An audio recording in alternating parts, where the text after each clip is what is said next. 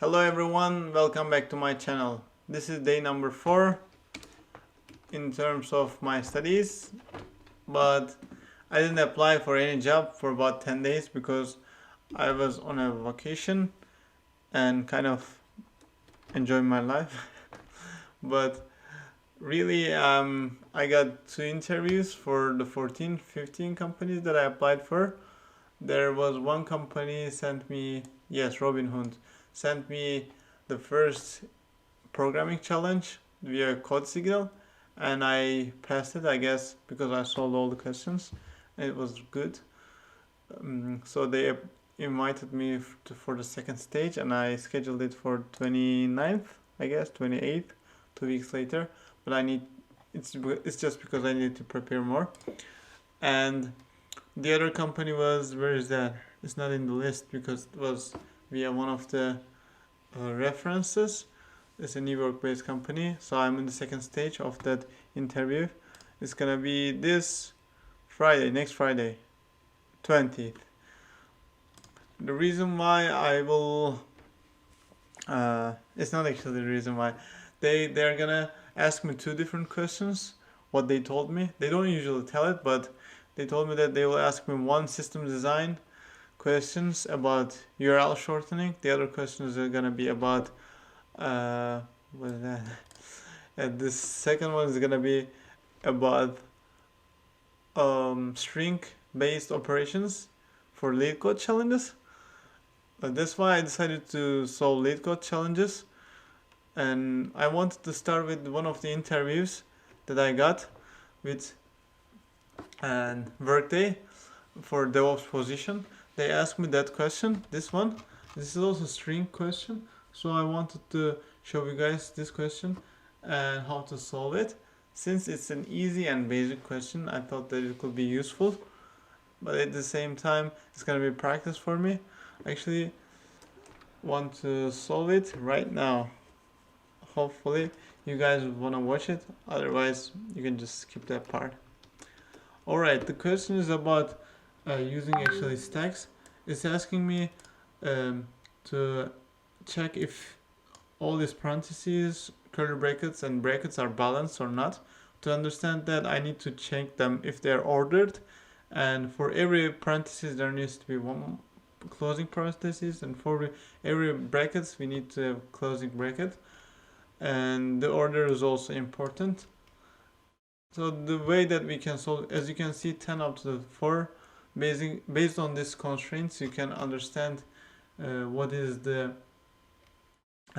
complexity of the question is gonna be. So for example, this one can be solved for, let's say, on, maybe on square. I'm not sure, I'm not that experienced, but let's solve this question.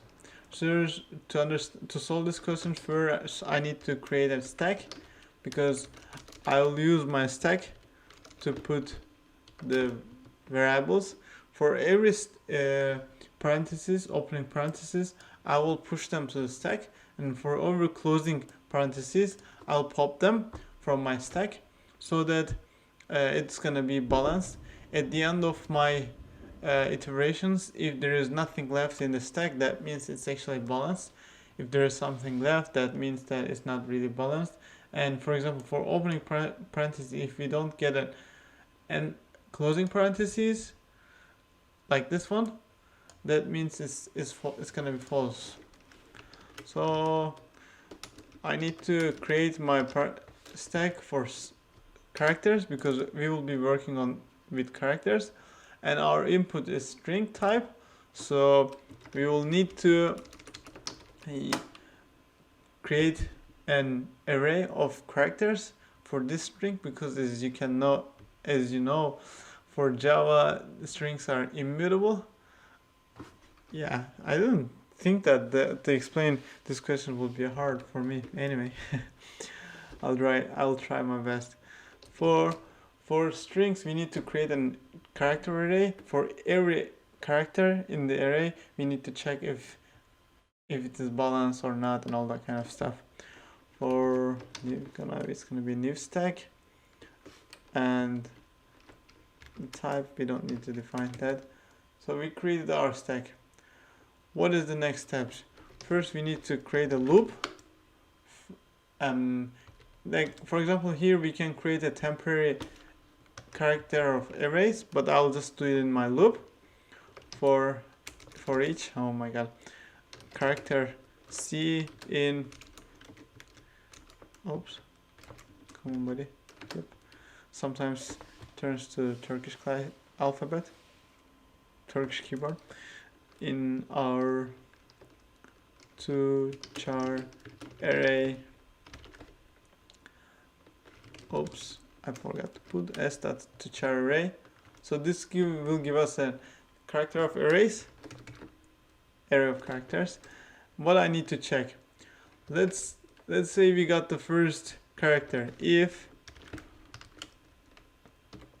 the first parenthesis is, the first one is parenthesis, for example, if C is equal to parentheses and, not and, it's actually or, and C is equal to, did I put here C? No, C is equal to curly brackets. Oh no, not just this editor. And then if C is equal to parentheses, yay, where's the parentheses? No, it's actually bracket. What I need to do is I need to stack dot push C. Yay, we got the first one. For the else condition, what do we need to do? First we need to pop, right? What is at the top of our stack? I'll create a temporary character and I'm gonna assign it to stack dot pop, and we don't need to define here C, because as we know the top of the stack is gonna be already whatever it is, so we don't need to define if it's gonna be C or not, or whatever. Okay, we got the first one at the top of our stack. First we need to check if the if the temp is equal to, nope, closing parentheses, come on buddy, and our character. So to explain it, what I can say, we have the top of the stack, we popped it. Since we are not opening something, we're not gonna push anything. If it is closing, we need to check if the character that we have is actually matching with the one at the top of our stack. So I need to put here this one, not the other one. If C is equal to, if it's not equal to, closing parentheses, yep, yeah, it's a closing parenthesis because we are working on the one that comes next, whatever. What we are gonna return false, because that means it's not balanced. This actually gonna be same for the other three. Oops. Yep. Also, one thing to say, there was a constraint for parentheses, so there could be other types of things that we may expect. I'm just writing it just because I know that these are the constraints. That's why it's making it easier, to be honest. Let's put here a parentheses and then break it. Yay! And then parentheses, yes, we got everything. Return false, false, false. We put it, we push it, we popped it. What else do we need? I think it should be okay. Let's see. Starts from here, ends here. So this is for 4. So nope. Now we need to return eventually true or not, false. None of them actually. You need to check if the stack is empty. So what I'll put here is stack is empty. Yeah, we need to return this one. If it's false, it's actually gonna be false. Let's run code. Hopefully there's no problem. Yay, it's working for our test. Let's try to submit it if it's gonna work for all of them. No, runtime error. No, don't do it. I don't like it. Last input executed. We have a char temp stack pop. Okay, we stack popped and put it to our temp. What is the problem? I actually figured out the problem. It was actually about this empty stack exception. I didn't read it for some reason. But what I need to do is simply put here stacked is empty. What I need to do is return false.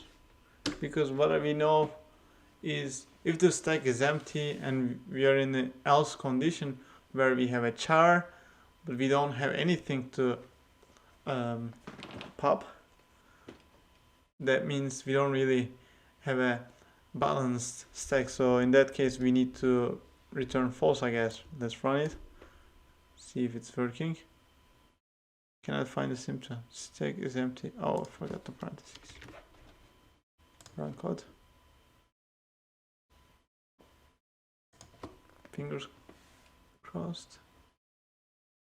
Yay! It's not actually working perfect, but it's okay. I mean, the first thing that you need to do is solve the problem, which is what I did for my interview for the company that I don't want to give the name, and actually whatever the first thing that you need to do is just make the code working. The next thing that you can do is optimizing it, I guess, and or maybe you can think out loud. For example, in that case, what would I do to make this one faster? For example, I will change the char array to char add, because we are getting a space from memory to create that char. Instead of that, we could use this char add, but that could be one optimization. It should be okay. It's running well, good enough, and it's passing all the tests. Although I missed the if the stack is empty condition. I was probably I wasn't that much paying attention. Hopefully this helps you guys. And what else? There is no really update in terms of the job applications. I created a cover letter which is very simple, basic. Hopefully it is good. If you want to read it, you can read it. But this part, Dropbox, this part is actually temporary. What I do is for the Word document, whatever the company I'm applying for, I usually change the name, because I always apply the companies that really change the world. So this should work for all of them. I don't know if it's good to show this one, but I still do it. So if you guys want to use this template, that's good.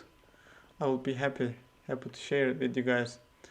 This is my upgrade for the last 10 days. I'm a bit lazy, as I said, but I feel comfortable that I'll get my job soon.